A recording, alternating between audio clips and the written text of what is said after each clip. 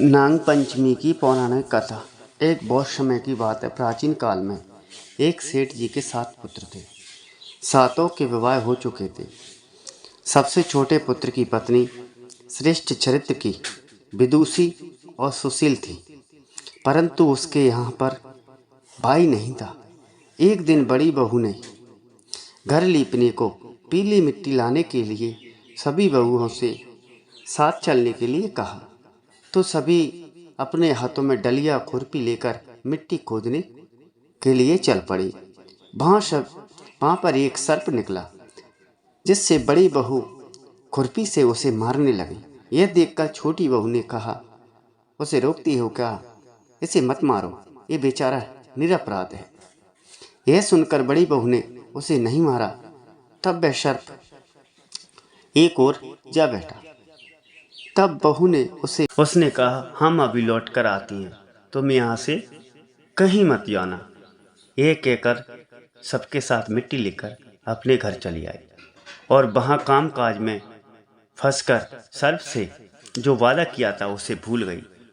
उसे दूसरे दिन बहुत बात याद आई कि जो सर्प से मैं वादा करके आई हूँ, तो जल्दी से अपने साथ लेकर सबको साथ लेकर सर्प के पास पहुंची। उस स्थान पर ही बैठा देखकर बोली, सर्प भैया नमस्कार।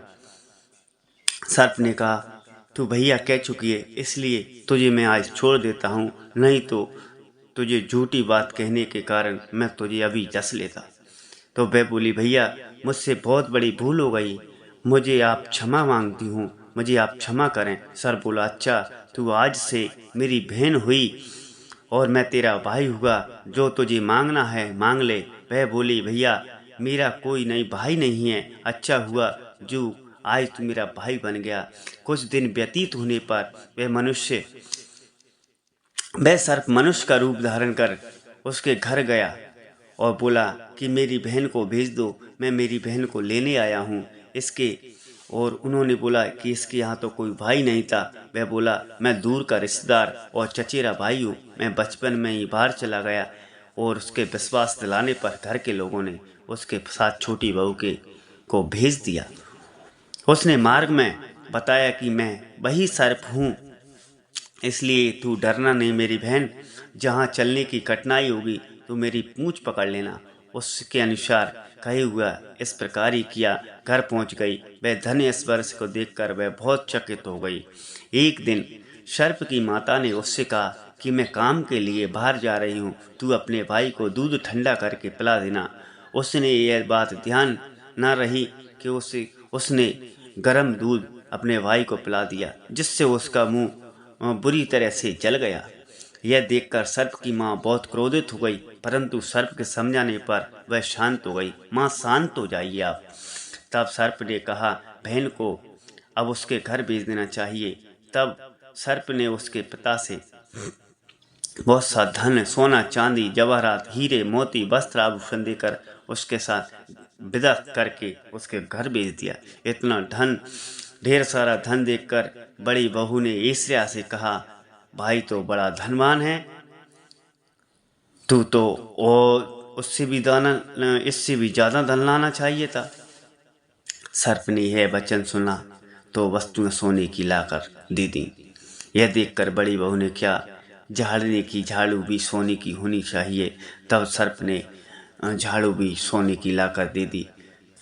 सर्प ने छोटी बहू को हीरा मणियों का अद्भुत हार दिया। उसकी प्रशंसा उस देश की रानी भी सुनी और राजा से बोले कि मैं सेठ की छोटी बहू का हार यहाँ आना चाहिए। राजा के मंत्री को हुक्म दिया। मंत्री उस हार को लेकर शीघ्र उपस्थित हो। मंत्री ने सेठ जी से जाकर कहा, महारानी जी बहू का हार पहनेंगी, वे उसे मुझे दे। सेठ जी ने डरकर छोटी बहू से हार मांग लिया और छोटी बहू को यह बात बुरी लगी। उसने सर्प को याद किया और प्रार्थना की, भैया रानी ने मेरा हार छीन लिया, तुम कुछ ऐसा काम करो कि हार उसके गले में पड़े और वह सर्प बन जाए और मैं वापस उसे लौट के पहनूं तो मेरे हार में हीरो मणियों का बन जाए। सर्प ने ठीक वैसा ही किया। जैसे ही रानी ने पहना वैसे ही वह सर्प बन गया। यह देखकर रानी चीख पड़ी। यह देखकर राजा ने सेठ को खबर भेजी कि आपकी छोटी बहू को तुरंत भेजो। तो वह डर गया। सेठ जी क्या ना जाने क्या करेगा राजा। वह स्वयं छोटी बहू को साथ लेकर उपस्थित हुआ। राजा ने छोटी बहू से पूछा, तूने ये क्या जादू टोना किया है?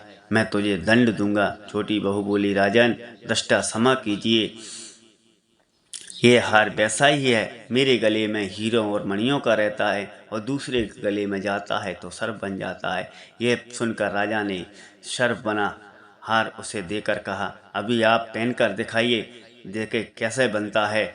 छोटी बहू ने जैसे ही पहना तो है हीरे मणियों में बदल गया और यह देखकर राजा को उसकी बात पर विश्वास हो गया और राजा बहुत प्रसन्न हुआ।